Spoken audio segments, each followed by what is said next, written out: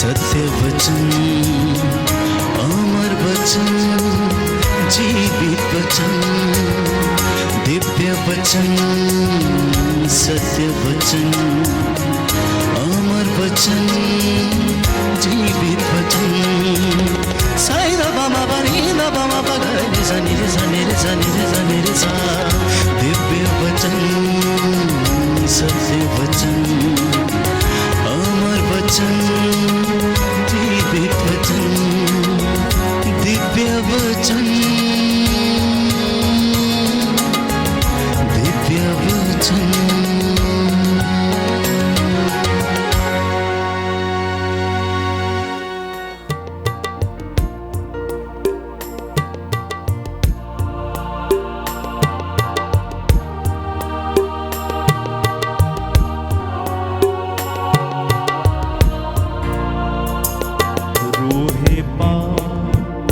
हम पे ठहर जा, रूहे पाक हम पे ठहर जा, रूहे पाक हम पे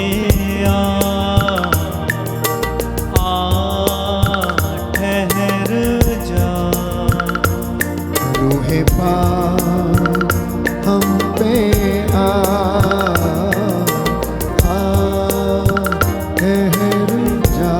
हाथों को खोल कर रूहे पाक उतर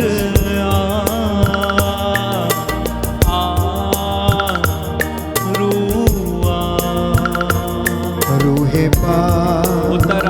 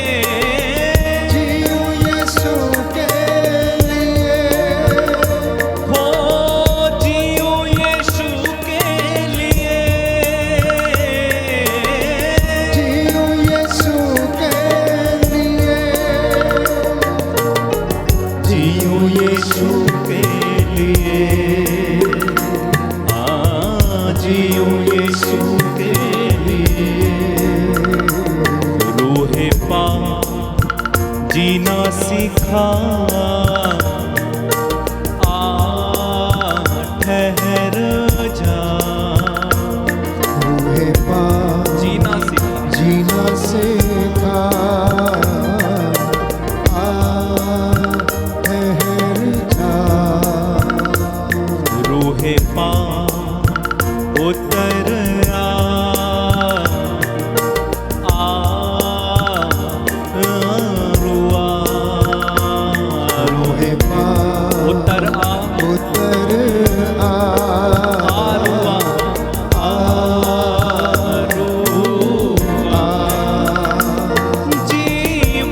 बदले तन मन बदले, जीवन बदले तन मन बदले, जीवन बदले तन मन बदले, जीवन बदले तन मन बदले, हाँ जीवन बदले तन मन बदले, जीवन बदले तन मन बदले, बदले सुर संगी, बदले सुर संगी, बदले सुर संगी, बदले सुर संगी। रूहे पा चलना सिखा, आ ठहर जा। गाइए गाइए सभी लोग। रूहे पा चलना सिखा, चलना सिखा, आ ठहर जा। रूहे पा उतर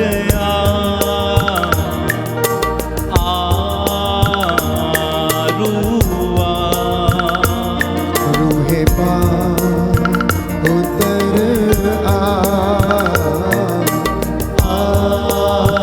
ठहर जा। रूहे पा जीना सिखा, ठहर जा। रूहे पा चलना सिखा, आ ठहर जा। रूहे पा हम पे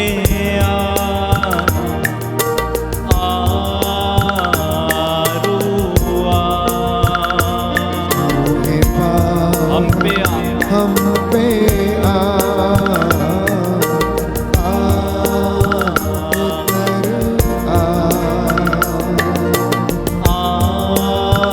ठहर जा।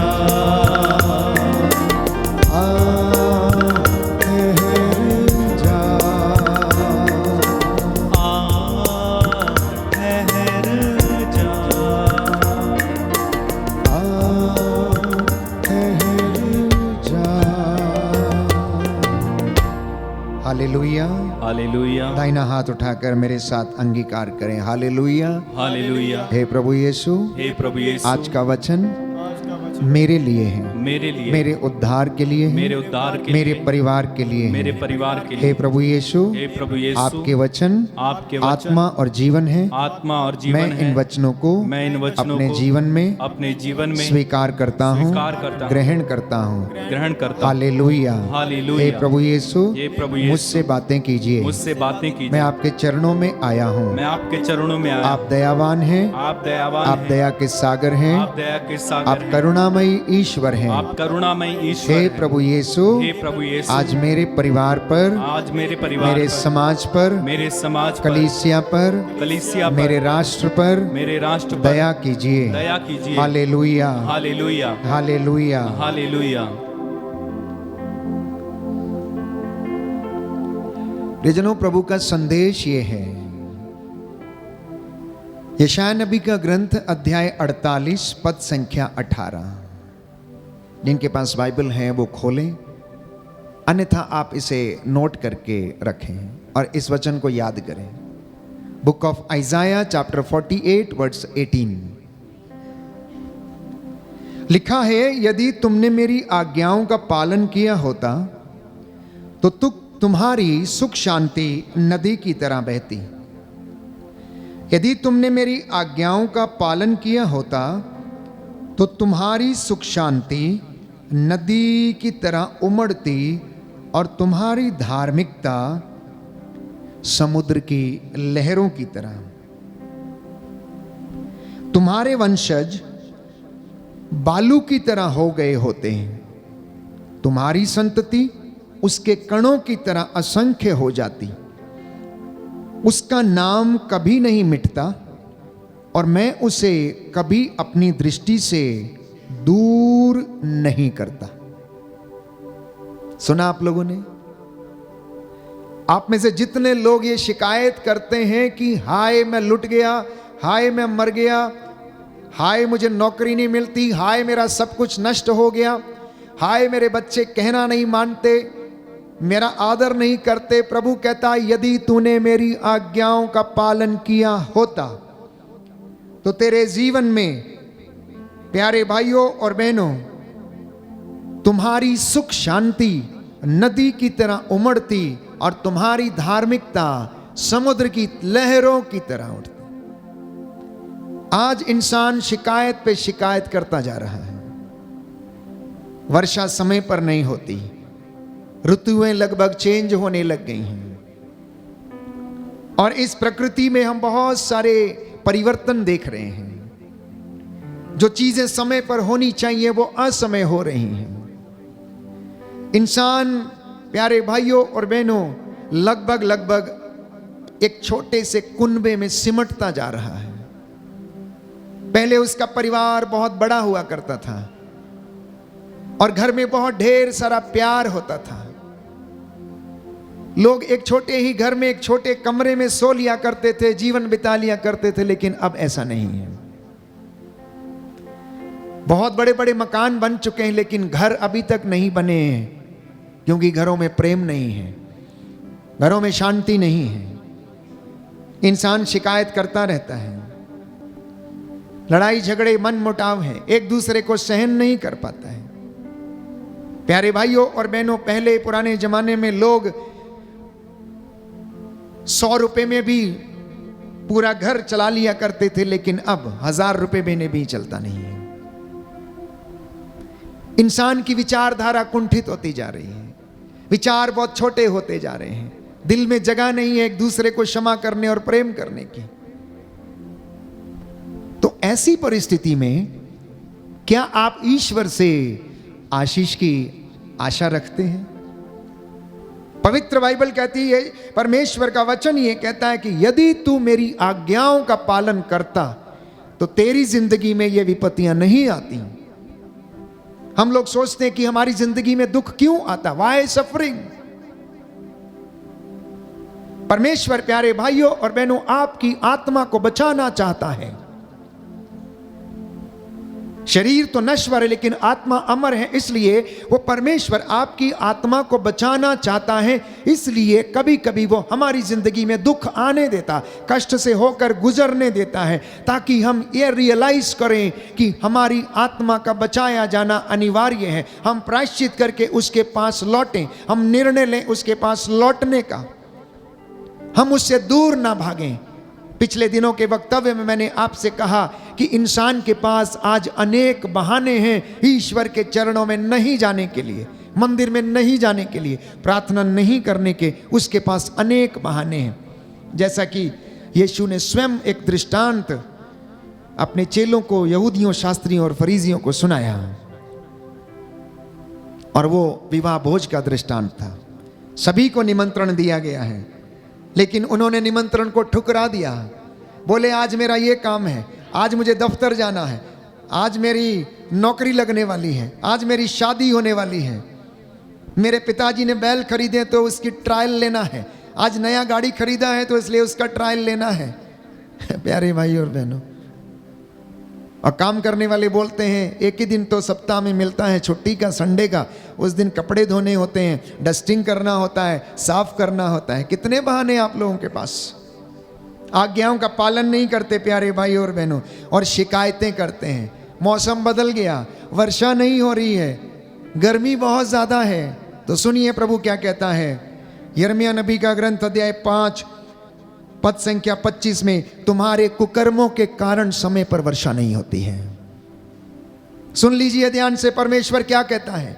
तुम्हारे कुकर्मों के कारण समय पर वर्षा नहीं होती और तुम्हारे पापों ने तुमको वरदानों से वंचित कर दिया है। जिसके कान हो वो सुन ले, जिसके कान हो वो सुन ले कि परमेश्वर का वचन ये कहता है कि तुम्हारे कुकर्मों के कारण वर्षा समय पर नहीं होती और तुम्हारे पापों ने तुमको ईश्वर से दूर कर दिया, आशीषों से वंचित कर दिया है, और आप शिकायतों पर शिकायत करने के लिए लगे हुए हैं। प्यारे भाइयों और बहनों, पारिवारिक बंधनों में जकड़े हुए हैं, व्यक्तिगत बंधनों में जकड़े हुए हैं, ईश्वर के वचन को सुनना पहचानना नहीं चाहते हैं। इसलिए आज समय है कि परमेश्वर फिर से हमें याद दिला देना चाहता है कि मैं तुम्हें दंड नहीं देता, मैं देर से क्रोध करता हूं लेकिन तुमको दंड नहीं देता। मेरी अनुशासन की लाठी तुम्हें अब मेरी ओर आकर्षित करेगी। इसलिए यिर्मयाह नबी के ग्रंथ अध्याय 2 में पद संख्या 19, बुक ऑफ जरमाया चैप्टर 2 वर्स 19, प्रभु का वचन कहता है, तुम्हारी दुष्टता ही तुमको दंड देती है और तुम्हारा विश्वासघात तुमको मारता है। तुम्हारी दुष्टता तुमको दंड देती है, तुम्हारा विश्वासघात तुमको मारता है, और फिर भी तुम पूछते हो कि मेरी जिंदगी में कष्ट क्यों है, मेरी जिंदगी में दुख क्यों है, मेरा बेटा मेरा कहना क्यों नहीं मानता, मेरी बेटी मेरा कहना क्यों नहीं मानती? क्योंकि तुम्हारी दुष्टता तुमको दंड देती है। ये पवित्र बाइबल के वचन है प्यारे भाइयों और बहनों। इसलिए यीशु ने कहा, आशीष चाहते हो, उन्नति चाहते हो, तो प्रायश्चित का उचित फल उत्पन्न करो, प्रायश्चित का उचित फल उत्पन्न करो, अन्यथा गणना ग्रंथ अध्याय 32 पद संख्या 23, book of Numbers chapter 32 verse 23 में ये लिखा है कि पाप का दंड भुगतना पड़ेगा। गणना ग्रंथ अध्याय 32, book of Numbers chapter 32 verse 23। एक वचन है, मैं आपके लिए पढ़ूंगा, जिससे कि प्रभु हमें स्पष्ट रूप से समझाए कि वो हमसे क्या चाहता है। किंतु यदि तुम ऐसा नहीं करोगे तो तुम प्रभु की दृष्टि में निश्चय ही अपराधी ठहरोगे और तुमको अपने पाप का दंड भुगतना पड़ेगा। तुम अपने बाल बच्चों के लिए नगर बसाओ और अपने गल्लों के लिए बाड़े बनाओ, किंतु अपनी प्रतिज्ञा को पूरा करो। अपनी प्रतिज्ञा को तुम पूरा करो जो तुमने परमेश्वर के साथ किया है। भले ही तुम अपने लिए घर बनाओ, बाड़े बनाओ, कुछ भी करो, लेकिन तुम अपनी की गई मन्नतों को परमेश्वर के सामने उसको पूरा करो, अन्यथा तुमको दंड तुम्हारे पाप का भुगतना पड़ेगा।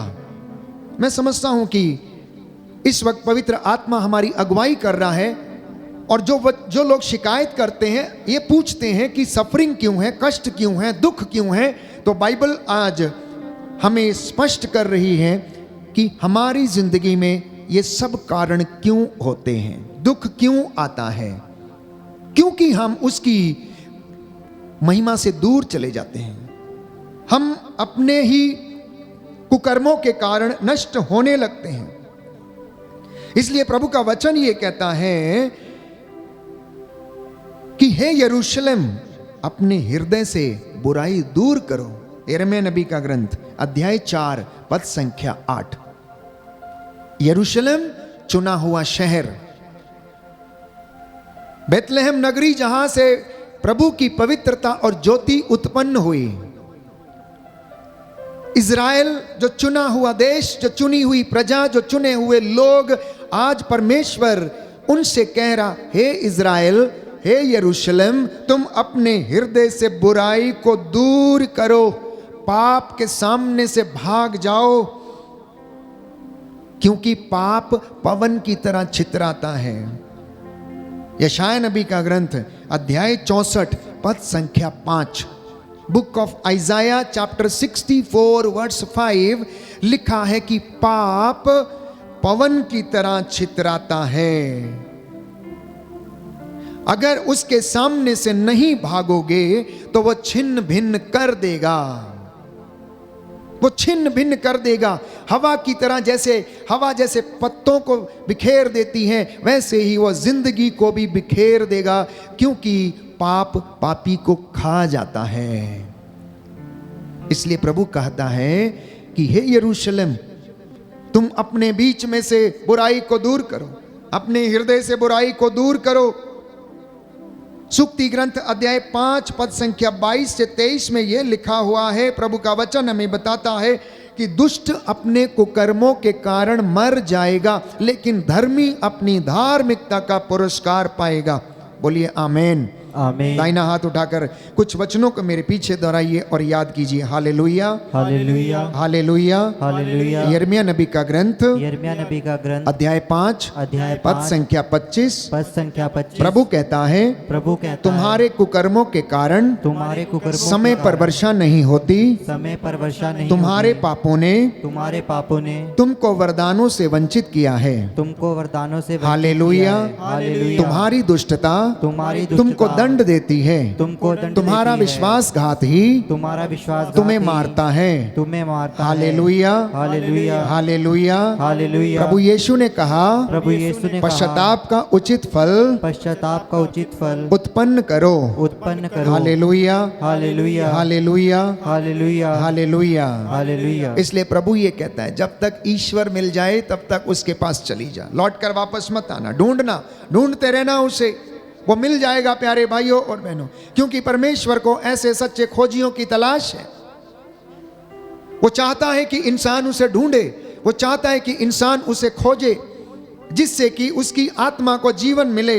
इसलिए प्यारे भाइयों और बहनों, ये पाप पूरे परिवार को पारिवारिक बंधनों में बांध देता है। मैंने कहा, पाप पापी को खा जाता है,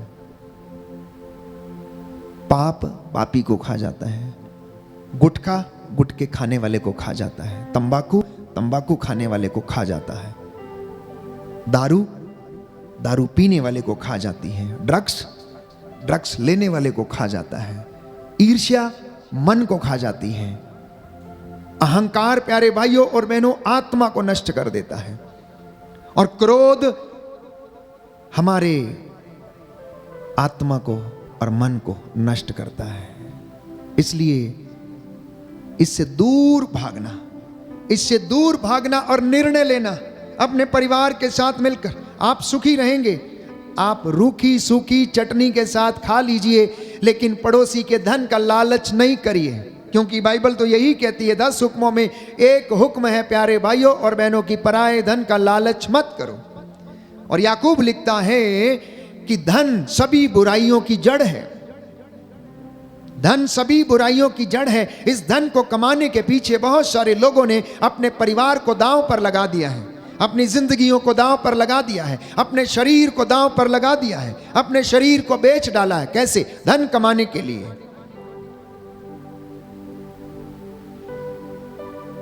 प्रभु कहता है, अगर तुम नहीं सुधरोगे, अगर अपना आचरण नहीं सुधारोगे तो तुम बहुत जल्दी नष्ट हो जाओगे।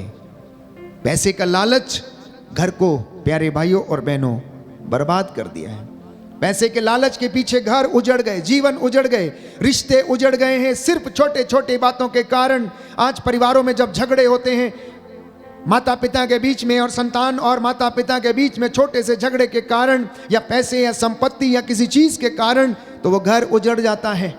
इसलिए कई मर्तबा मैंने समझाने की कोशिश की प्रभु की ओर से कि आप रिश्तों की लड़ाई ना लड़ें, आप रिश्तों की लड़ाई ना लड़ें।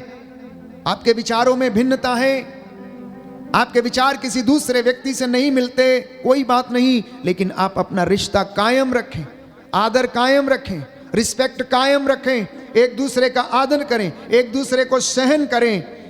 ये प्रभु आज के इस दिन में हमें सिखाना चाहता है। दृढ़ता से प्रभु के ऊपर श्रद्धा रखें, क्योंकि अगर अन्याय बोया है तो विपत्ति ही लुनेगा। अगर अन्याय बोया है तो विपत्ति लुनेगा।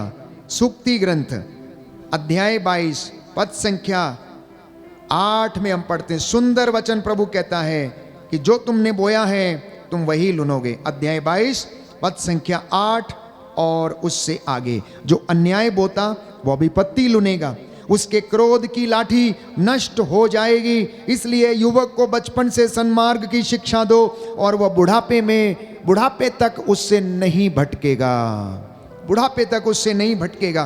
प्यारे भाइयों और बहनों, अहंकार की वजह से बाइबल कहती है कि उसे नीचा दिखाया जाएगा। अगर आप सूक्ति ग्रंथ book of proverbs chapter 21 verse 6 में पढ़ेंगे तो प्रभु का वचन हमें यूं बताता है। सूक्ति ग्रंथ अध्याय 21 अध्याय 29 पद संख्या 23 और उससे आगे, मनुष्य का अहंकार उसे नीचा दिखाता है, किंतु विनम्र व्यक्ति का सम्मान किया जाता है। मनुष्य का अहंकार उसे नीचा दिखाता है, लेकिन विनम्र व्यक्ति का सम्मान होता है, उसका आदर होता है, उसे इज्जत मिलती है प्यारे भाइयों और बहनों। इसलिए आज प्रभु हमसे ये बातें करना चाहता, समझाना चाहता है कि आप जिनके परिवार बिखर गए, टूट गए, रिश्ते बिखर गए, टूट गए हैं, आप निर्णय लो, प्रायश्चित करो और फिर से मेल मिलाप कर लो, क्योंकि ये उचित समय है। ईश्वर के पास लौट कर चले आओ, ये दिन बुरे हैं और शैतान ने प्यारे भाइयों और बहनों ये जिम्मेदारी ले रखी है कि वो किस तरह से पाप के द्वारा आपकी और मेरी आत्मा का नाश कर दे और हम ईश्वर की हजूरी से अलग हो जाएं, अलग हो जाएं। सुक्ति ग्रंथ अध्याय 21 पद संख्या 6। झूठ से कमाए हुए धन ने मृत्यु के पाश में लोगों को बांध दिया है। जिस व्यक्ति ने झूठ के द्वारा धन कमाया और अपने घर में भरा है, उसके द्वारा उसने मृत्यु को और अधोलोक को आमंत्रित किया है और वह मृत्यु के पाश में बंध चुका है। झूठ से कमाया हुआ धन असार है और वह मृत्यु के पाश में बांध देता है, मृत्यु के पाश में बांध देता है। आज आप एक झूठ बोलेंगे, कल दूसरा बोलना पड़ेगा, परसों तीसरा बोलना पड़ेगा, उसके बाद चौथा बोलना पड़ेगा, लेकिन एक ना एक दिन उस झूठ का घड़ा फूटेगा प्यारे भाइयों और बहनों। एक ना एक दिन वो बर्बादी के कगार पर पहुंच जाएगा। इसलिए प्रभु ये कहता है, यदि तुम्हारा दायां हाथ पाप का कारण बनता है तो उसे काट कर फेंक दो, उसे काट कर फेंक दो। इसका अर्थ क्या है? जिस जगह पे आप काम करते हैं या जिस किसी शहर या जगह में या घर में काम करते हैं, यदि उस जगह में आपसे पाप किया करवाया जा रहा है तो उस घर को छोड़ दो, उस नौकरी को छोड़ दो जो आपसे पाप करने को आपको मजबूर करती है। उस जगह से हट जाइए जो आपको पाप करने पर मजबूर करती है। ये बात है अपना। अगर आपका दायां हाथ प्यारे भाइयों और बहनों पाप का कारण बने तो उसे काट कर फेंक दो। कई बार भाई लोग मुझसे पूछते हैं और कहते हैं कि फादर जी ये नौकरी कर रहे हैं, सब कुछ करना पड़ता है, करना पड़ता है, क्या करें, पैसा कमाने के लिए करना पड़ता है। तो मैं उन्हें से बोलता हूं वचन के द्वारा उनके समझाते हुए, ऐसी नौकरी छोड़ दो जो आपको पाप करने पर मजबूर करती। ईमानदारी की खाओ और वो तुम्हें उन्नति प्रदान करेगी, वो तुम्हें स्वास्थ्य प्रदान करेगी। घर में ईमानदारी की लेकर आना, चोरी का नहीं, झूठ का नहीं, किसी की छीन के नहीं, बेईमानी का नहीं, क्योंकि ऐसे कमाए हुए धन से घर में कभी उन्नति नहीं आती है, घर में कभी उन्नति नहीं आती। पाप के द्वारा कमाया गया धन घर को संकट में डालता है और उस घर में फाइनेंशियल स्टेबिलिटी कभी नहीं रहेगी। हमेशा आर्थिक तंगी, रोग, बीमारी हमेशा रहेगी। इसलिए घर में किसी तरीके से भी पाप का कमाया हुआ धन ना आने दें प्यारे भाइयों और बहनों। मैंने आपसे कहा कि आज पैसा कमाने के लिए लोगों ने अपने शरीर का भी सौदा कर डाला है और उसके द्वारा वो कमा के घर में उसी पैसे का इस्तेमाल करते हैं। रिश्ता कितना भी गहरा क्यों ना हो, यदि वो आपके लिए पाप का कारण बनता है तो उसे निकाल फेंकिए। जो पाप का कारण बनता है उसे काटो और हटाओ, उसे निकाल दो अपनी जिंदगी से। यीशु का वचन प्यारे भाइयों और बहनों जक्कैउस को शुद्ध करता, क्योंकि उसने सच्चा प्रायश्चित करने का निर्णय लिया था, ईश्वर की ओर लौटने का निर्णय लिया था। क्या आप तैयार हैं? मैंने पिछले दिनों के वक्तव्य में कहा कि क्या आप एक मसीही जीवन जी रहे हैं या नहीं। यदि मसीही जीवन को जीना है तो ये सब काम हमें करने पड़ेंगे। ये बाइबल के वचनों पर हमें चलने का प्रयास करना पड़ेगा। नोबडी इज परफेक्ट, कोई भी परफेक्ट नहीं है। हम उस परफेक्शन की ओर बढ़ रहे हैं। यहां तक कि संत पौलुस ने भी ये कहा, मैं ये नहीं कहता कि मैं जिस दौड़ में दौड़ रहा हूं या जिस उद्देश्य के लिए मैं दौड़ रहा हूं वो मुझे मिल गया है। बोला नहीं, अभी नहीं मिला है, मैं तो प्रयास कर रहा हूं कि मैं उस उद्देश्य को पालूं, मैं ईश्वर की महिमा को देख सकूं। इसलिए मैं नित्य प्रतिदिन प्रयास करता हूं, कोशिश करता हूं, प्रार्थना करता हूं, उपवास करता हूं, मन आत्मा हृदय को शुद्ध करने का मैं प्रयास करता हूं ताकि मैं उस मुकाम तक पहुंच सकूं। मैं उस परमेश्वर की महिमा को देख सकूं। इसलिए प्यारे भाइयों और बहनों, यीशु जब लोगों के घर में गए तो उनके घर में मुक्ति आई। आज यीशु आपके घर में कैसे आता है? आज यीशु आपके घर में वचन के माध्यम से आता है। आज वो आपके जीवन में, आपके घर में दुआ के माध्यम से विद्यमान रहता है। जैसा कि उसने कहा, जहां पर 2 या 3 मेरे नाम से एकत्र होते, मैं उनके बीच में हाजिर रहता हूं। जी हां, वो हाजिर रहता है प्यारे भाइयों और बहनों। उसने अपने प्राणों को निछावर करके मेरे और आपके लिए एक नया जीवन उसने प्रदान किया है। इसलिए आज आपके परिवार प्यारे भाइयों और बहनों पवित्र हो जाएं, आपके बच्चे पवित्र हो जाएं और आप प्रभु की उन बातों को ध्यान में रखकर उसके उद्देश्यों पर चलें और उसे पूरा करें। हमारा उद्देश्य क्या है? हमारा उद्देश्य क्या है? कुरिन्थियों का पहला पत्र अध्याय 1 पद संख्या 17 और उससे आगे। First letter of St. Paul to the Corinthians chapter 1 verse 17 लिखा है, क्योंकि मसीह ने मुझे बपतिस्मा देने नहीं बल्कि सुसमाचार का प्रचार करने भेजा है। मैंने इस कार्य के लिए अलंकृत भाषा का व्यवहार नहीं किया जिससे मसीह के क्रूस के संदेश का प्रभाव फीका पड़ जाए। जो विनाश के मार्ग पर चलते हैं वे क्रूस की शिक्षा को मूर्खता समझते हैं, किंतु हम लोगों के लिए जो मुक्ति के मार्ग पर चलते हैं वह ईश्वर का सामर्थ्य है। क्योंकि लिखा है, मैं ज्ञानियों का ज्ञान नष्ट करूंगा और समझदारों की चतुराई व्यर्थ कर दूंगा। ये हमारे परमेश्वर का महान कार्य है प्यारे भाइयों और बहनों, कि मुझे और आपको जो बपतिस्मा जो दिया गया है वो इसलिए दिया गया है ताकि मैं और आप ईश्वर के नाम को, उसके सुसमाचार को सुनाएं, उसको अंगीकार करें। और यदि कोई व्यक्ति उसको सुनना नहीं चाहता, उस पर चलना नहीं चाहता है, तो वह लिखा है क्रूस की शिक्षा को वो मूर्खता समझता है। लेकिन प्रभु ये कहता है कि मैं ज्ञानियों का ज्ञान नष्ट करूंगा और समझदारों की चतुराई व्यर्थ कर दूंगा। आज इंसान ने तरक्की की, आज इंसान ने विज्ञान में इतनी तरक्की की है, मिसाइलों का निर्माण किया, परमाणु बम का निर्माण किया है, चंद्रमा तक पहुंचने को उसने सफलता हासिल की है, लेकिन ईश्वर को समझने में वो असमर्थ रहा है, उसके रहस्यों को जानने में वो असमर्थ रहा है, क्योंकि उसके रहस्य बड़े गूढ़ हैं प्यारे भाइयों और बहनों। इसलिए आज जब हम इन वचनों को सुन रहे हैं, इन वचनों को हम पढ़ रहे हैं, तो आज प्रभु से कृपा मांगना, क्योंकि प्रभु जो आपकी जिंदगी में पूरा करना चाहता है वह कर देता है। अगर आप वचन पढ़ेंगे न्यायकर्ताओं का ग्रंथ अध्याय 13 पद संख्या 2 और उससे आगे, न्यायकर्ताओं का ग्रंथ अध्याय 13 पद संख्या 2 और उससे आगे लिखा है, सोरा में दान वंश का मनोहा नामक मनुष्य रहता था। उसकी पत्नी बांझ थी, उसके कभी संतान नहीं हुई थी। तो प्रभु का दूत उसे दिखाई दिया और उससे यह बोला कि आप बांझ हैं, आपके कभी संतान नहीं हुई, किंतु अब आप गर्भवती होंगी और पुत्र प्रसव करेंगी।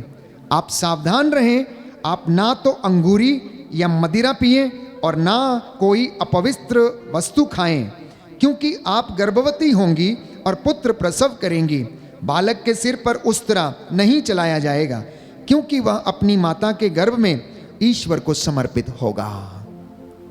अब जब परमेश्वर आपसे ये बात कर रहा है और आप जो लोग वचन सुन रहे हैं, आप जो लोग नव विवाहित हैं, आप जो लोग बच्चे की प्लानिंग कर रहे हैं या बच्चे के लिए आप प्रभु से प्रार्थना कर रहे हैं, तो ये वचन आपके लिए स्पष्ट है कि अब तक जो बांझ कहलाती थी या प्रसव नहीं कर रही थी या गर्भवती नहीं हो रही थी, तो प्रभु की यह शिक्षा है। और प्रभु ये कहता है, अगर तूने मेरी शिक्षा पर चला होता या होती तो तेरी सुख शांति नदी की तरह उमड़ती और तेरी धार्मिकता समुद्र की लहरों की तरह। और अगले वचनों में लिखा है प्यारे भाइयों और बहनों कि फिर से उसने पूछा कि जो वरदान तूने हमें दिया है, वो संतान जो मेरे घर में आएगी, वो क्या करना चाहिए? तो अगर आप वचन पढ़ेंगे वचन 15 में, तो प्रभु के दूत ने फिर से उनसे कहा कि जो बातें तुम्हारी पत्नी को मैंने कही हैं, उनका पालन तुम्हारा वो पुत्र करे। तुम्हारा वो पुत्र जो पैदा होगा ईश्वर की ओर से, उस सारे कामों को तुम्हारा पुत्र भी करे। ये परमेश्वर की इच्छा है, ये परमेश्वर की इच्छा है। आप में से बहुत सारे लोग आज बैठे हैं और वचन सुन रहे हैं। प्यारे भाइयों और बहनों, यदि पश्चाताप नहीं करेंगे, यदि आप निर्णय नहीं लेंगे, तो प्रियजनों, हम बर्बादी की ओर चलते जाएंगे। आदम और हेवा के विषय में हम जानते हैं, उन्होंने अपने आप को पत्तों में छिपाया, उन्होंने अपने नग्न शरीर को पत्तों में छुपाने की कोशिश की, लेकिन ऐसा संभव नहीं था। कई बार हम लोग भी अपने आप को छिपाने की कोशिश करते हैं। कैसे? अपराध बोध के कारण, आज्ञा उल्लंघन के कारण। जिस तरीके से आदम डर गया, वैसे ही हम लोग भी डरते हैं, ईश्वर के पास आने से हिचकिचाते हैं। परमेश्वर का वचन आज हमसे कहता है कि तुम मेरे पास लौटो और मैं तुम्हारे पास लौटूंगा। तुम मेरी आज्ञाओं का पालन करो और तुम्हारी धार्मिकता समुद्र की लहरों की तरह उमड़ने लगेगी, तुम्हारी सुख शांति नदी की तरह बहने लगेगी। परमेश्वर बेचैन रहता है अपने बच्चों का दर्शन करने के लिए। जिस तरीके से माँ और बाप अपने बच्चों को देखने के लिए तरसते हैं, परमेश्वर भी वैसे ही अपनी प्रजा को देखने के लिए तरसता रहता है। परमेश्वर हमारे बीच में आता है बातें करने के लिए, आपको समझाने के लिए, आपको बताने के लिए कि मैं जीवित हूं। क्या हमने अपने आप को छिपाया हुआ है? मैं आपसे पूछ रहा हूं, क्या आपने अपने आप को आदम के जैसे छिपा रखा है? पाप के पीछे छिपाया है, अपराध बोध में आपने अपने आप को छिपाया है, किसी गलत रिश्ते में छिपाया है, किसी गंदी आदत में आपने अपने आप को छिपा के रखा है, जिससे कि आप परमेश्वर का सामना नहीं करना चाहते, बाहर नहीं आना चाहते और कह रहे हैं, नहीं परमेश्वर, मैं डर गया, तेरी आवाज सुन के डर गया, मैं तेरे वचन सुन के डर गया, क्योंकि ये वचन बड़े कठोर हैं, ये काटते हैं, ये छेदते हैं, इसलिए मैं इनका सामना नहीं कर पाता, तो मैं तेरे पास नहीं आया, मैं तेरी आवाज सुन के डर गया था। क्या हमारी जिंदगी में भी ऐसा ही है? क्या हम भी आदम और हवा के जैसे अपने आप को पत्तों के पीछे छिपाए हुए हैं, अन्याय की संपत्ति बटोर के, धन का लालच करके, पराये धन का लालच करके, पराई स्त्री की कामना करके, हत्या करके, झूठ बोल के, चोरी करके? क्या हम अपने आप को इन पत्तों के पीछे छिपाए बैठे हैं? यदि ऐसा है तो आज प्यारे भाइयों और बहनों, एक निर्णय करना। जकेउस के जैसे, उड़ाऊ पुत्र के जैसे जकेउस ने निर्णय लिया कि मैं आज से अपनी संपत्ति का आधा हिस्सा बेचकर गरीबों में बांटूंगा। जिसका मैंने लूटा है, जिसका मैंने ठगा है, उसका 4 गुना वापस लौटाऊंगा। उड़ाऊ पुत्र ने निर्णय लिया कि मैं उठूंगा, जाऊंगा, प्रायश्चित करूंगा, अपने पिता से कहूंगा, पिताजी मैंने आपके विरुद्ध पाप किया, मुझे अपने नौकरों में से एक रख लीजिए, क्योंकि मैं आपका बेटा कहलाने के योग्य नहीं हूं। प्रियजनों, आप जितने भी लोग ये वचन सुन रहे हैं, अगर आपके घर में ऐसी कोई बात है बेटे और बेटी के जीवन में, तो उठो, अपने माता पिता से माफी मांगो। आप लोग, झगड़ा कितना भी खराब क्यों ना हुआ हो, उसे पीछे छोड़कर आप माफी मांगिए। मैं आपसे विश्वास के साथ यीशु के नाम पर कहता हूं कि प्रभु आपका घर बनाएगा, प्रभु आपका घर सुदृढ़ करेगा, क्योंकि ये परमेश्वर का वचन है कि यदि तुम मेरे पास लौटोगे और मेरे रास्तों पर चलोगे, अगर तुम क्षमा करोगे तो तुम्हें भी क्षमा किया जाएगा और तुम्हारी सुख शांति नदी की तरह उमड़ पड़ेगी। परमेश्वर का न्याय और दया दोनों बराबर काम करती हैं, याद रखना। परमेश्वर का न्याय और उसकी दया दोनों बराबर काम करती हैं। वो निष्पक्ष रूप से न्याय करता है, वो पक्षपात नहीं करता है। परमेश्वर की दया हमारे पापों, कमजोरियों एवं असफलताओं से कहीं ज्यादा महान है। इसलिए अपना क्रोध छोड़ दीजिए और ईश्वर के पास लौटकर चले आइए। अपने अहंकार को छोड़ दीजिए और ईश्वर के पास लौटकर चले आइए। विनम्र बन जाइए, आपके घर बन जाएंगे। मकान है लेकिन घर आपके नहीं बने हैं, रिश्तों में दरार है। प्रभु जानता है और आप भी जानते हैं कि आपके परिवार की क्या समस्या है। परमेश्वर की आवाज हमें सदा बुलाती रहती है, सदा बुलाती रहती है। क्या हम उसकी ओर कान देते हैं? वो पूछता रहता है, आदम, ओ आदम, तुम कहां हो? आपका नाम ले लेकर पूछता है, दीपक तुम कहां हो? रानी तुम कहां हो? सिल्वेस्टर तुम कहां हो? एक एक व्यक्ति का नाम लेकर पूछता है। और जब हम उसकी आवाज को नजरअंदाज करते हैं तो वो हमारे जीवन में, प्यारे भाइयों और बहनों, कोई ना कोई ऐसा काम कर डालता है कि हम उसकी ओर अभिमुख हो, हम उसको सुने, हम उसको पहचाने, हम उसके पास लौट कर चले आए। क्यों बुलाता है? अगर आप वचन पढ़ेंगे यशायाह नबी का ग्रंथ अध्याय 1 पद संख्या 18, तो वहां पर लिखा हुआ है, तेरे पाप आओ हम एक साथ विचार करें। तेरे पाप, तेरी गलतियां सिंदूर की तरह लाल क्यों ना हो, किरमिच की तरह मटमैलिन क्यों ना हो, वो हिम के समान सफेद हो जाएंगी। तू क्यों डरता है? एक सुंदर गीत हम गाते हैं, तू क्यों डरता है? तेरे लिए वो लड़ता है, वो तेरे लिए युद्ध करता है, वो तेरे लिए सुख शांति के मार्ग सजाता है। प्यारे भाई और बहनों, वो तुझको लिए चलता है। इतने फोन कॉल्स आप लोगों के आते हैं, कई लोग हताश निराश होकर दिन रात, प्यारे भाइयों और बहनों, बस यही चाहते हैं कि किस तरह से प्रभु उनके जीवन में काम करे, उनके पापों की क्षमा उन्हें मिल जाए, प्यारे भाइयों और बहनों, लेकिन अपना जीवन बदलना नहीं चाहते हैं, निर्णय लेना नहीं चाहते हैं। निर्णय लेना होगा, आज परिवारों को निर्णय लेना होगा। प्यारे भाई और बहनों, यदि आप निर्णय नहीं लेंगे तो सब के सब उसी तरह से नष्ट हो जाएंगे, अपने कुकर्मों के कारण, अपने अपराध बोध के कारण, ईर्ष्या के कारण। क्योंकि बाइबल कहती है ईर्ष्या से कौन बच सकता है। सुक्ति ग्रंथ अध्याय 27 पद संख्या 4, book of proverbs chapter 27 verse 4, ईर्ष्या से कौन बच सकता है। प्रवक्ता ग्रंथ अध्याय 14 पद संख्या 30, ईर्ष्या हड्डियों का क्षय है। इसलिए एक विश्वासी को, एक मसीह व्यक्ति को ईर्ष्या नहीं करनी चाहिए। इसमें कोई दूसरा विकल्प नहीं है कि मैं ईर्ष्या करूंगा और प्रभु से माफी मांग लूंगा, नहीं। बाइबल स्पष्ट करती है कि ईर्ष्या हड्डियों का क्षय है। Jealousy is the cancer of the bones. और यदि कोई ईर्ष्या में जीवन जीता है तो वो अपने जीवन को नष्ट करता है। Jealousy is cancer. प्रवक्ता book of proverbs chapter 17 verse 13, सुक्ति ग्रंथ अध्याय 17 पद संख्या 13, जो भलाई का बदला बुराई से चुकाता है उसके घर से विपत्ति कभी नहीं जाएगी।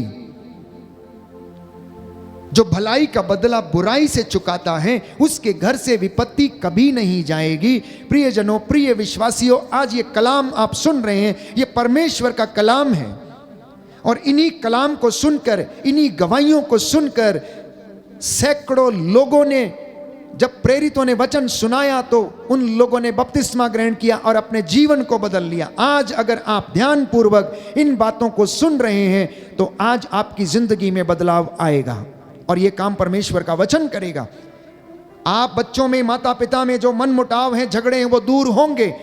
पति पत्नी में जो ईर्ष्या के झगड़े हैं, गुस्से क्रोध के कारण अगर झगड़े हैं, धन के कारण यदि झगड़े हैं, तो ये वचन आपको चेंज कर देंगे, ये आपको बदल देंगे, बशर्ते कि आप इसे ध्यानपूर्वक सुने और इन पर अपना मन लगाएं। क्योंकि परमेश्वर वादा करता है कि अगर तुम मेरी शिक्षा पर चलोगे तो तुम मुझे प्यार करोगे, और अगर तुम मेरी शिक्षा पर चलोगे तो तुम्हारी सुख शांति नदी की तरह उमड़ती रहेगी। याद रखना,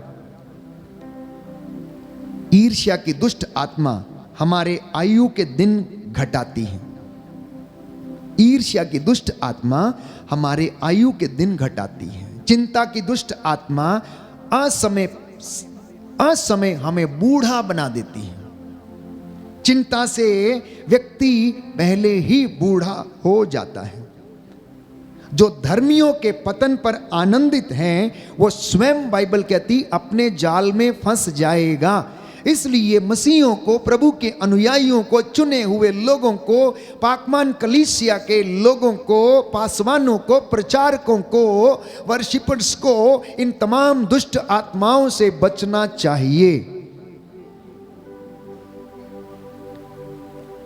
अब आप अपने परिवार का आकलन या मूल्यांकन इन वचनों के अनुसार आज की रात्रि करना और देखना कि मेरे जीवन में कौन सा पारिवारिक बंधन है।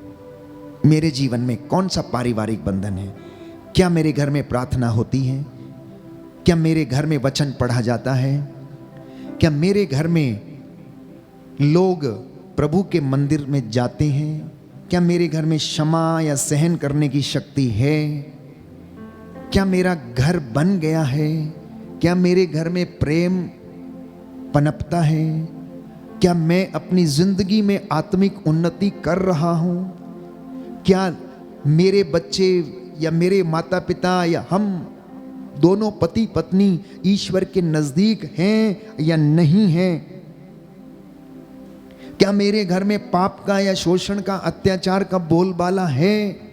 प्यारे भाइयों और बहनों, संत पौलुस कहता है ये दिन बुरे हैं, इसलिए आप वर्तमान समय का पूरा पूरा लाभ उठाएं। आज ये वचन आपको सुना दिया गया है। प्रभु चाहता है कि आप इन सब बातों के लिए प्रायश्चित करें। यूं तो बहुत सारी बातें हैं, बहुत सारी बातें जो हमारी जिंदगी को, परिवार को, जीवन को दूषित करती हैं, लेकिन कुछ बातें वचनों के माध्यम से परमेश्वर ने आज आपसे बोली हैं अपने दास के द्वारा, तो इन पर अमल करना, इन पर मनन चिंतन करना। जैसा कि लिखा है संहिता के इन वचनों को तुम मनन चिंतन किया करो, उठते बैठते, राह चलते समय, सब समय।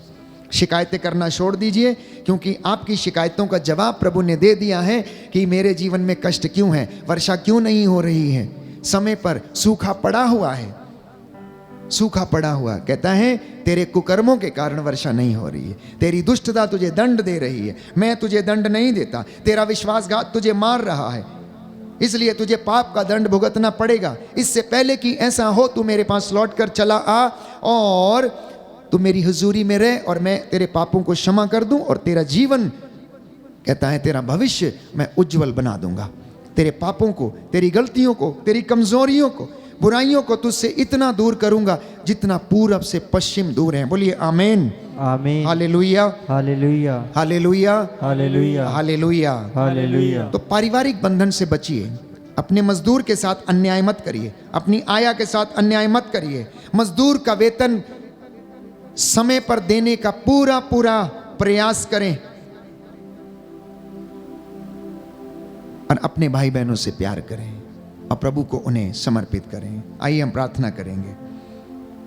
हे सर्वशक्तिमान पिता ईश्वर, धन्यवाद देते हैं आज के इस पवित्र सुंदर दिन के लिए, इस संध्या समय के लिए।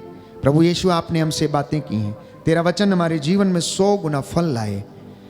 हम तेरे सामने, तेरे साथ उठने बैठने, चलने फिरने वाले बन सकें। आप दयावान हैं, आप दया के राजा हैं, आप चंगाई दाता प्रभु हैं।